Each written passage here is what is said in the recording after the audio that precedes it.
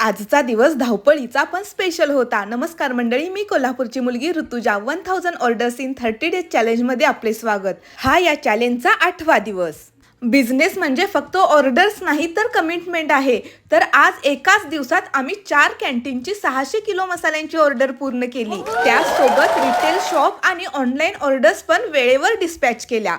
Team work, time management आणि dedication यामुळेच हे शक्य झालं. गावाकडची हरवत चाललेली पारंपरिक चव ही प्रत्येक किचनमध्ये पोहोचवायचं हे माझं ध्येय आहे. म्हणूनच तुषार मसालेमध्ये प्रत्येक मसाला हा पारंपरिक पद्धतीने डंकावरतीच कुटून बनवला जातो. मग हे अस्सल पारंपरिक मसाले तुम्हाला खरेदी करायचे असतील तर tusharmasale.com ला आत्ताच व्हिजिट करा आणि तुषार मसाल्याचे पारंपरिक मसाले ऑर्डर करा. ही ऑर्डर 10 किलो क्लासिक कांदा लसूण मसाला चटणी आणि 2 किलो मिरची पावडरची आहे. ही कोल्हापूरमध्ये अर्जंट एका कस्टमरला द्यायची आहे, त्यामुळे आता ही ऑर्डर देखील डिस्पॅच होत आहे.